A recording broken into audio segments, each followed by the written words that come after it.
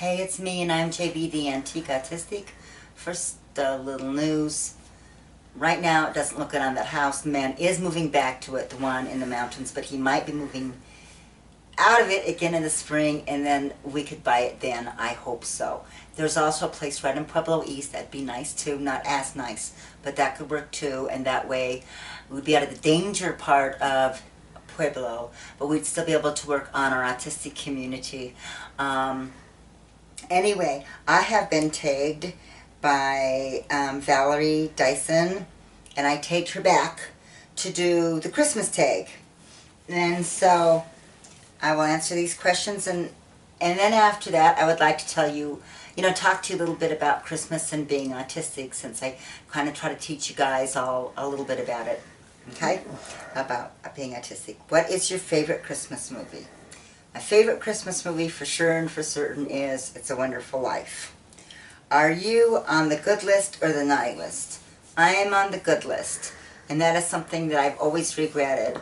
I've always wanted to be naughtier. Show an embarrassing Christmas picture. I don't have one. Have you ever had a white Christmas? Yeah, we lived in Montana a lot of white Christmases. Do you go out on Black Friday? No. If you could be in any Christmas movie, what would it be?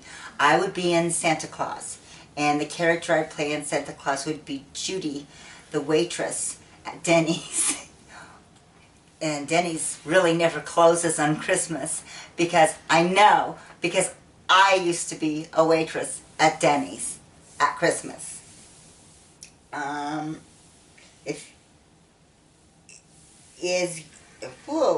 Is your Christmas tree real or fake? Real. Do you like to pick out gifts, or your own gifts, or being surprised? I like to pick out my own, actually, because I'm kind of clutter-phobic, and if I don't know what's coming in, and it's not, I'm actually clutter-phobic. What were your ugliest Christmas sweaters like? Okay. I don't know why I don't have one now, but if I find one and I like one, I'll put them on now, because I like those, what they call ugly Christmas sweaters. I think they're really cute. But I guess my ugliest Christmas sweater, in my case, my cutest Christmas sweater was one my mother-in-law gave me. She's since passed away, and it had penguins on it. If you could be with anyone under the mistletoe, who would it be? It would be with Bobby. Under the mistletoe, by the mistletoe, on top of the mistletoe, and actually we don't need the mistletoe. Does your family have a special holiday recipe that you like to help make? Okay, I make a lot of cookies, and they're really, really good. But I just want to tell you about the family recipe, because it's really nasty. And nobody but the family could ever eat it. We'd get all excited, because to us it was a big deal, because you only got it on Christmas. And what they do is they'd get ground pork, they'd lay it all out, and pick out all of the little pieces of fat. Every little piece of fat. I'm talking dry. And they make this crust about this thick, hard as a rock. And, hey, you remember that, honey? I was like, oh, honey, you gotta try this. And it was bad. I know. And then you bake it in the oven with the crust on it. And it does create this kind of gelatinous stuff on the bottom, and the rest of it is really dry and really hard, and the crust is not flaky. It is really hard and really dry and really thick, but we loved it because we grew up with it. It was my father's recipe that my grandmother always made, and then my mother made it, and I just thought it was so wonderful, and it was really gross. Are you, oh no, a pro-present rapper, or do you fail miserably? I have such a problem now, the last few years, because I always had little grandchildren. And before that, little children. I've always had little grandchildren, little children, and I don't now. And that's horrible, because I would have them wrap the gifts with me, and I would say, oh, little so-and-so wrap the gifts, and everybody would say, yeah, we can tell. And I don't have a little grandchild or child to help me wrap the gifts, so it's really bad. So I just get the tissue bag, the bags, and put the tissue paper in the present. Have you ever gone Christmas caroling? Yes, I went Christmas caroling. I went Christmas caroling on a hay rack ride, and it was really fun. What tops your tree? Actually, it varies between angel and storm. We haven't decided yet this year. Do you make New New Year's resolutions, and do you stick with them?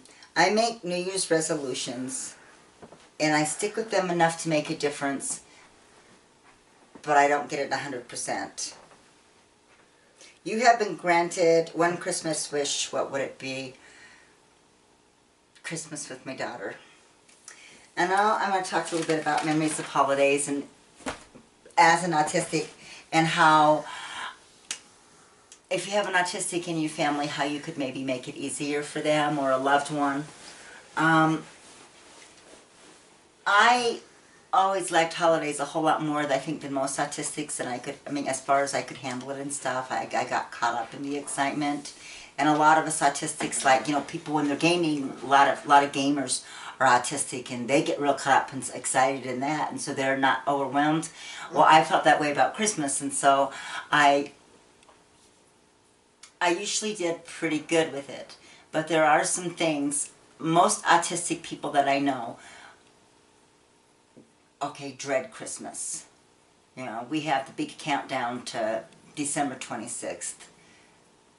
And I gotta admit, I'm kind of there myself this year, but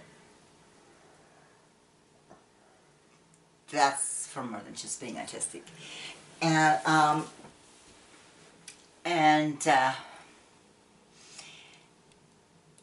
Anyway, some things, if you let the autistic person, flashbulbs, don't have flashbulbs, please. The family gatherings, if you have an autistic in the family, you use flashbulbs. They cause such enormous pain, and they often can trigger seizures. Keeping the lights down just a bit, the noise down, just it'll help the kids, not get cranky too. The same things that you do to keep your kids from being cranky on the holidays, usually the same things that help with autistics. Now, one thing with autistics, we get overwhelmed, and when we get overwhelmed, we need to just leave. And if you have an autistic in your family, you need to just let them know, and you need to let the whole family know, hey, they have strong sensory. It's different than ours. It's not inferior, but because they have very strong sensory, and because of the sensory issues and being overwhelmed by them, we might just need to leave for a while and go to a quiet place, which would be nice if you have a quiet place for us, and then let us come back, okay? Holidays, other holidays for me. A lot of people hate most of the holidays, and I actually liked them, but it was more a like-hate relationship. Like my birthday, I loved my birthday. My sister was always expected to die, so my mom would say, well, you don't get a birthday party because Kim's going to die, and I'd say, okay. And it really wasn't me being all that altruistic. It's just that, I didn't really have any friends. But birthdays, I really liked chocolate cake. We always got to pick out what kind of chocolate cake for my mom to make, and I always picked out chocolate cake and chocolate ice cream, and I always got that, and I looked forward to that. And I really liked getting gifts, and I really liked the gifts I got, but I hated two things. I hated them singing happy birthday to me. I hated it. I hated it so much. And then I had to blow the candles out. My brother would always say, oh, she spit on the cake or something like that. And I was just so freaking uncomfortable because people were all looking at me when they sang. And then opening the presents, and I've since found out that even non-autistic people have a problem with having to make sure with present face. But it's even harder because we're like clueless of if we really like something or we really can't something, we're like, oh wow, that's what I, we practiced beforehand. Oh wow, that's what I really wanted. Thank you so much. And it's the same really reaction whether we really loved it or not, because we really, it's hard. It's hard. Always, when I was growing up, Christmas would start with, they'd always say, okay, we're going to open one gift at a time. And so everyone can take the whole morning doing it, and everyone can really enjoy, seeing what each other are getting. And that would make me horribly uncomfortable. But luckily, after the first couple minutes, it just went into this kind of mass confusion where you just opened your presents and everybody wasn't watching. And that was really cool. And I really liked it. But holidays for autistics can be different. I enjoyed them more than most.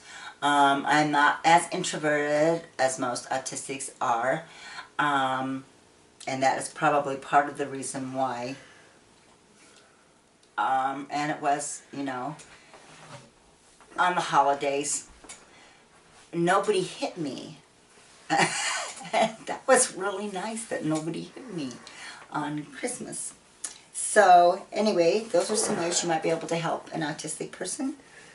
And if you might give those tips to someone you know who has an autistic child, or if you have an autistic friend or an autistic adult child, whatever. And if you like what I had to say today, please thumbs up. And you're not subscribed, please subscribe. And if you are a hater, we're here, we're weird, you can get used to it.